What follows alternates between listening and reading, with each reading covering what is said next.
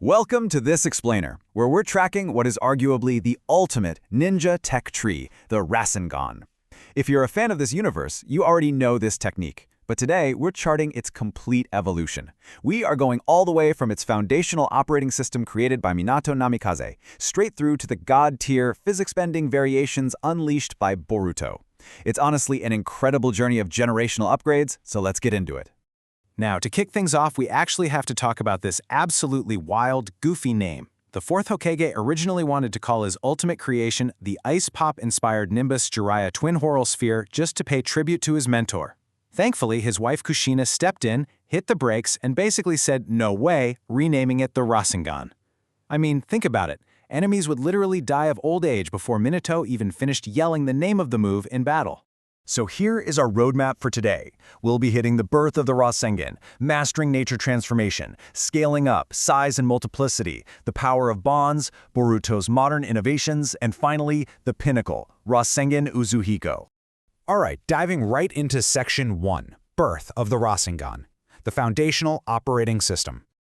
So, Minato spent 3 agonizing years of non-stop grinding trying to mimic the exact mechanics of a tailed beast bomb. He wanted to create a human-sized weapon to protect his loved ones from anyone crazy enough to abuse tailed beast power. And what he achieved was the absolute peak of pure shape transformation. It's a perfect, self-sustaining sphere of spinning energy with 0 elemental additions. By keeping it purely physical, Minato basically created the ultimate blank canvas. It's like an open-source operating system, just waiting for future users to install their own elemental upgrades.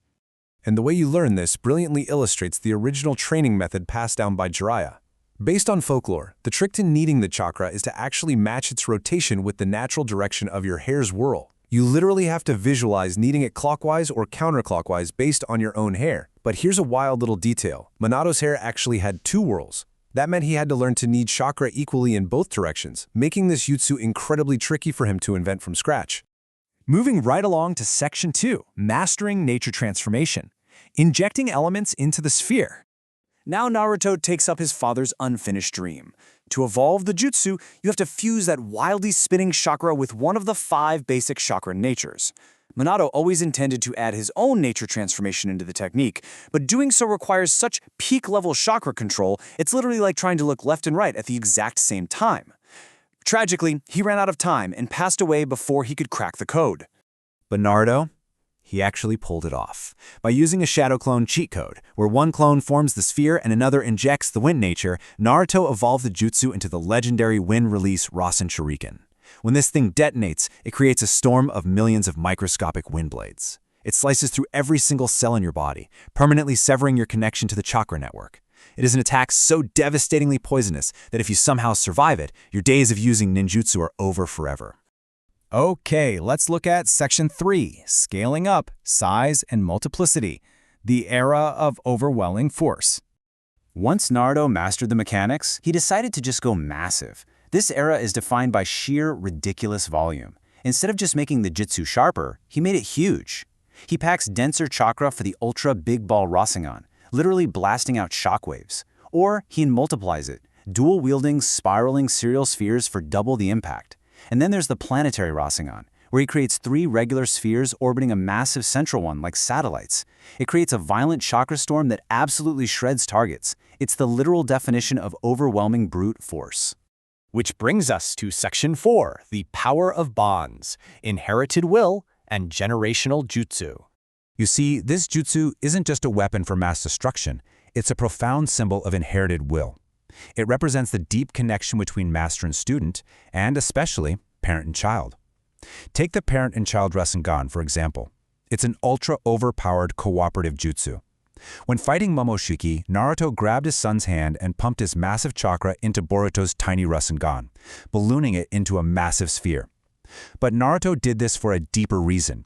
He wanted to impart real, hands-on fighting experience to his son. It was a beautiful passing of the torch. Even though, dealing that finishing blow inadvertently embedded Boruto at the karma mark, setting up his incredibly dark future. Let's step into the modern era with Section 5, Boruto's Modern Innovations, the paradigm shift in combat style. So Boruto completely flips the combat script here. He doesn't just copy his dad, he reinvents the entire jutsu. We're seeing a stark paradigm shift. While Naruto's era solved problems with bigger, louder explosions and massive chakra volumes, Boruto favors highly dangerous, compressed, and almost surgical precision. It's not just a giant chakra ball in the palm anymore. It's about condensing rotation into smaller, deadlier points, utilizing cleaner technique, but with way more dangerous, unstable energy behind it. We see this surgical mindset perfectly through Boruto's unique applications.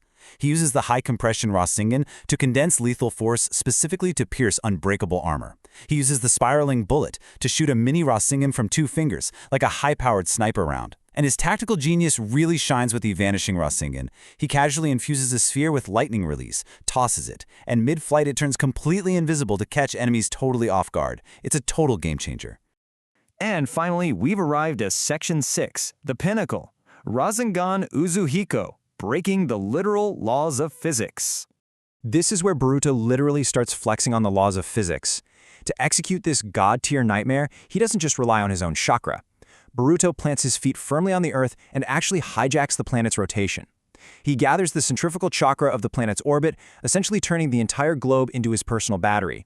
When he strikes the enemy, he delivers that massive planetary force directly into them, causing severe, permanent, paralyzing vertigo.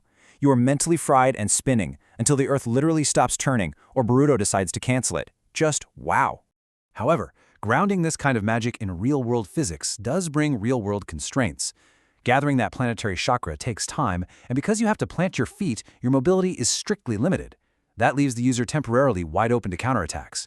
And if you happen to be fighting an insanely high-level opponent, like Jiraiya, who deeply understands the mechanics of rotational energy, they can actually counteract the jutsu and nullify its effects. So, it's not without its risks. So as we wrap up this explainer, I really want to hear from you. We've seen the foundational operating system built by Minato, the bombastic, explosive scale of Naruto's era, all the way down to the deadly, physics-based precision of Boruto's Uzuhika. If you could harness chakra, which technique would you choose to master? Would you go for raw, overwhelming power or tactical, surgical precision? Think about it and let that question sit with you as you continue to explore the incredible lore of this universe.